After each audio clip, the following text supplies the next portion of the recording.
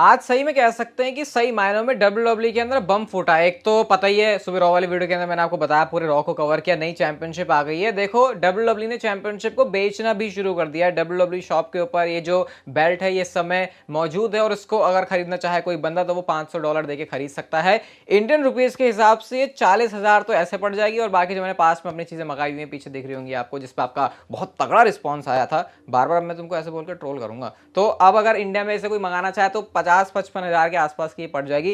वैसे सुबह वाली वीडियो के अंदर अगर 25,000 लाइक्स हो गए तो ये बेल्ट आ जाएगी। और मुझे लग रहा है मैंने नंबर्स कम रख दिए, 30,000 रखने चाहिए थे मुझे। और दूसरा बम क्या फूटा उसके बारे में अब वीडियो में बात करेंगे। Okay, hello chatters, my name is Rohit and you are watching Wrestle Chatter. Welcome है गाइस आपको वॉइस ऑफ रेसलिंग के एक और नए एपिसोड में। जैसे बताया आज बम फूटा है, तो सबसे बड़ा बम चैंपियनशिप के बाद जो फूटा, जो अभी तक हुआ नहीं है, वो है सीएम पंक के बारे में। अब गाइस एकदम से पूरा रॉ से पहले मामला हिल गया कि ये क्या हुआ, CM Punk backstage WWE में। यकीन नहीं आ रहा होगा आपको मेरी बातों में, आपको समझाता हूं क्या सीन हुआ। डब्ल्यूडब्ल्यू के बैक स्टेज जो मंडे नाइट और शिकागो में थी, ऑल स्टेट अरीना से फ्लोरिडा से फ्लाई करके पहुंचे शिकागो में सीएम पंक। और गाइस मैं आपको शुरू से लेके चलता हूं पूरी स्टोरी से, आपको ताकि समझ में आए कि किस पैटर्न में चीजें हुई। जो सीएम पंक गए थे फ्लोरिडा से ऑल स्टेट अरीना यानी कि शिकागो में, वो अकेले नहीं थे बल्कि उनके साथ कुछ डब्ल्यूडब्ल्यू सुपरस्टार्स भी थे। अगर आपको सबसे पहले यकीन नहीं हो रहा तो आप लोग इस क्लिप को देख सकते हो, किसी फैन ने रिकॉर्ड करी, तमीना के साथ की है। शुरू में तो सीएम पंक जब ऐसे पता चला ना कि बैक स्टेज, तो बहुत लोगों ने ट्रोल किया कि तमीना से मिलने गए थे क्या सीएम पंक, मतलब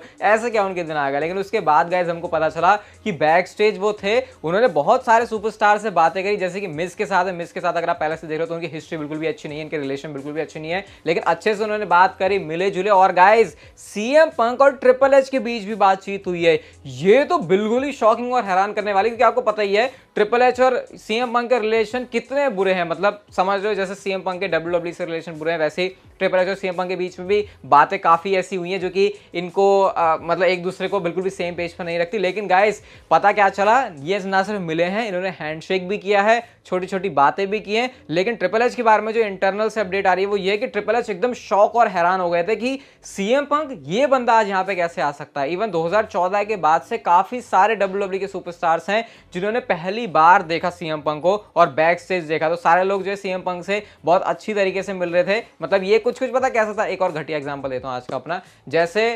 तलाकशुदा पति अपने ससुराल चला गया हो तो फिर कैसा उसको लोग मिलेंगे, वैसा कुछ माहौल था कि हंसी भी है, थोड़ा सा गुस्सा भी है, मतलब गुस्सा तो नहीं, वो ऑकवर्ड सा जो माहौल है बेसिकली वो क्रिएट हुआ था। एग्जांपल मेरे ऐसे ही होते हैं तो आपको झेलने तो पड़ेंगे जब वीडियोस देखते हो। अब मैं आपको यही बता देता हूं कि बहुत सारे लोग ये भी हैं कि ज्यादा कुछ इंप्रेस नहीं हुए सीएम पंक को बैक स्टेज देखने से, क्योंकि इस समय डब्ल्यूडब्ल्यू का जो माहौल था ना रॉक ऑफ, बिल्कुल अच्छा था। उनका जो शो है वो पूरा सोल्ड आउट था, प्रीमियम लाइव इवेंट है वो भी सोल्ड आउट है। ऐसी कोई खास जरूरत नहीं है डब्ल्यूडब्ल्यू को कि सीएम पंक हमको इस मूवमेंट पर चाहिए, तो इसलिए कोई उनका बहुत तगड़ा इंप्रेशन भी था। वो कहते हैं ना कि जब दिन बुरे चल रहे हो तो उस टाइम पे हम बड़ी बड़ी चीजों की तरफ देखते हैं, लेकिन जब हमारे दिन अच्छे चले तो हमको क्या ही फर्क पड़ता है दूसरी जगह कौन आया फिर क्या नहीं। तो ऐसा कुछ माहौल था। और सबसे कंट्रोवर्शियल बात जो कि मुझे पता नहीं है कि सच है या फिर नहीं, विंस मैकमैन ने ऐसा डब्ल्यूडब्ल्यू को ऑर्डर दिया कि भाई सीएम पंक को यहां से बाहर लेके जाओ। ऐसा नहीं कि धक्के मार के निकालो, बल्कि ऐसा कि यहां सीएम पंक तक बात पहुंचाओ और उनसे खुद बोलो कि भाई तुमको यहां से जाना पड़ेगा, क्योंकि जो बातें अभी उनके एडब्ल्यू के साथ कॉन्ट्रैक्ट में रहने की है, तो फिर उस ट्रबल में शायद डब्ल्यूडब्ल्यू नहीं आना चाहती और इसकी वजह से उनको वहां से बाहर किया गया।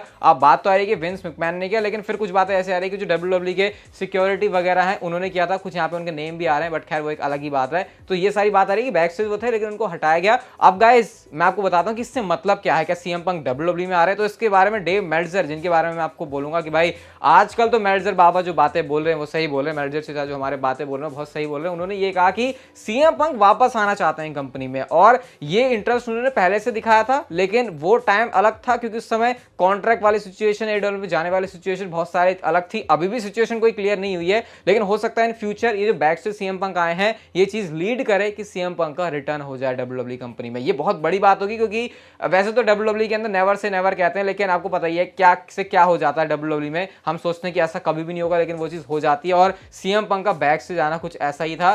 बिल्कुल ये तो कह सकते हैं कि इंटरनेट रेसलिंग जो है बिल्कुल हिल गई इस चीज से जब ये पता चला कि सीएम पंक बैक से आए हैं। अब देखो सीएम पंक ने बहुत सारे कांड वांड भी कर दिए हैं, तो अब उनका जो स्टेटस है मैं कहूंगा पहले जैसा नहीं है। लेकिन ये तो कह सकता हूं कि मजा आएगा अगर सीएम पंक वापस से आ गए कंपनी में।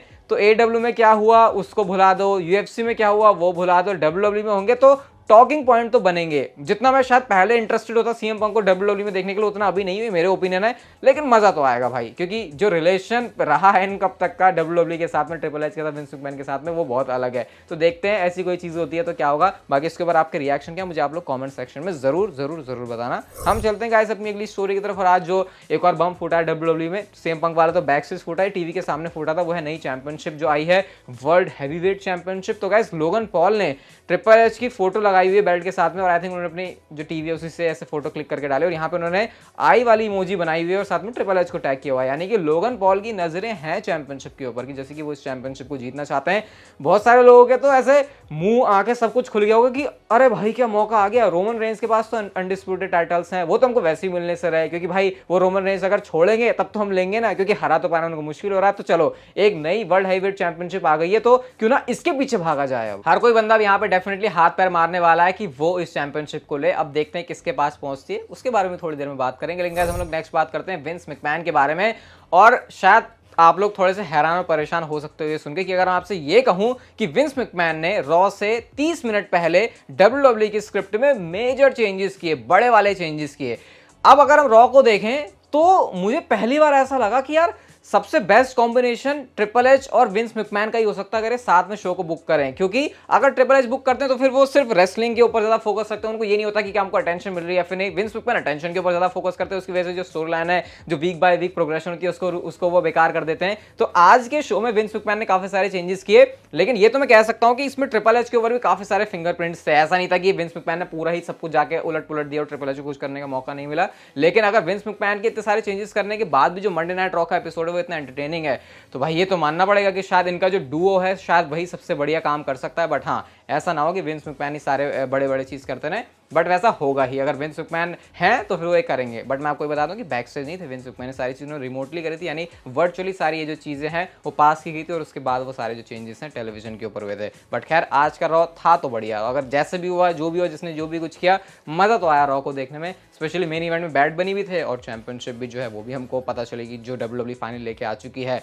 World heavyweight championship. कितने टाइम बाद ऐसा नाम लेने का मौका मिल रहा है भाई, वो 2014 में रिटायर होने के बाद। अगली स्टोरी की तरफ गाइस हम लोग चलते हैं एंड रोमन रेंस के बारे में बात करते हैं। भाई कुछ भी हो, रोमन रेंस के बारे में तो बात होनी ही है अब, क्योंकि वर्ल्ड हैवीवेट चैंपियनशिप आ चुकी है। डब्ल्यूडब्ल्यू के पास 3 वर्ल्ड टाइटल हो चुके हैं, वैसे उनको तो एक ही मानेंगे क्योंकि वो अनडिस्प्यूटेड टाइटल्स हैं, लेकिन देखा जाए अगर वो अलग अलग होंगे तो फिर वो 3 टाइटल्स हो जाएंगे। तो ऐसे में क्योंकि अब डब्ल्यूडब्ल्यू नई वर्ल्ड चैंपियनशिप लेके आ चुकी है, तो ऐसे में अब रोमन रेंस का जो चैंपियनशिप के लिए रेन है वो और ज्यादा लंबा जाएगा, और उसमें ज्यादा स्ट्रेस या फिर कुछ टेंशन लेने की डब्ल्यूडब्ल्यू को जरूरत नहीं है, क्योंकि उनको जो काम करना था वो कर चुके। अब एटलीस्ट रोना ये नहीं रोया जाएगा कि रोमन रेंस दोनों चैंपियनशिप लेके बैठे हैं। अब जितना मर्जी चाहे डब्ल्यूडब्ल्यू इसको लेके जा सकते हैं, क्योंकि अपना जो एक कह सकते हैं ना गड्ढा था उन्होंने भर दिया। और एटलीस्ट कोई इस वजह से तो रोमन रेंस के बारे में ये नहीं कहने वाला कि भाई इसके पास दोनों चैंपियनशिप है, दूसरे ब्रांड पर कोई चैंपियनशिप नहीं है। वैसे मैं आपको बताया था डब्ल्यूडब्ल्यू को घंटा भी कोई फर्क पड़ता कि फैंस कितना भी बोलते, वो सुनते नहीं है, उनको जो करना होता है वो करते हैं। कई मामलों में ये चीज सही रहती है, और आई थिंक ये रोमन रेंस वाले केस में सही जा रही है। तो अब थोड़ी सी और राहत है रोमन रेंस के लिए भी, और उनके फैंस के लिए भी, और डब्ल्यूडब्ल्यू के क्रिएटिव लोगों के लिए भी, कि वो जितना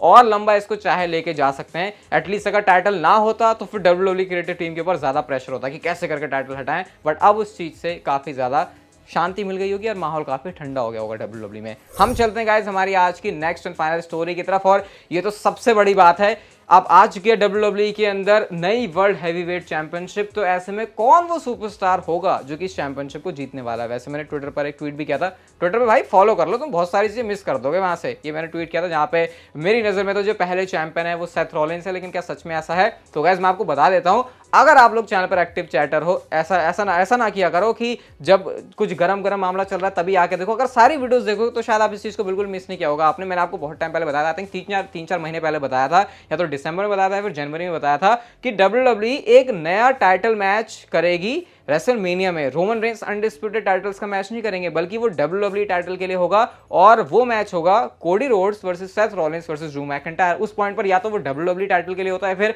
नया टाइटल इंट्रोड्यूस होता। अब गाइस क्योंकि नया टाइटल ओरिजिनली इंट्रोड्यूस होने के बाद प्लान्स ओरिजिनली यही थे, Cody Rhodes, Seth Rollins and Drew McIntyre के। तो डब्ल्यूडब्ल्यूई की लिस्ट में जो सबसे ऊपर नाम आते हैं वो यही 3 सुपरस्टार के हैं। लेकिन गाइस ड्रू मैकिंटायर का पत्ता इसमें से कट जाता है क्योंकि उन्होंने जो डब्ल्यूडब्ल्यूई के साथ में कॉन्ट्रैक्ट है उसको रिन्यू नहीं किया है। अब ऐसे में जो 2 सबसे बड़े कंटेंडर हैं वो है Cody Rhodes and Seth Rollins के। एंड गाइस जो इन दोनों में से भी सबसे ज्यादा चांसेस सुपरस्टार के मैच को जीतने का वो सेथ रॉलिंस हैं, क्योंकि सेथ रॉलिंस के बारे में फैंस डिमांड कर रहे हैं बहुत टाइम से। सेथ रॉलिंस डिजर्विंग बंदा लगता है सबको। सेथ रॉलिंस को आज जिस तरीके से रिएक्शन मिला डब्ल्यूडब्ल्यूई उसको भी कंसीडर करेगी, लेकिन जब बात आती है कोडी रोड्स की तो क्या उनके साथ ऐसा नहीं होने वाला।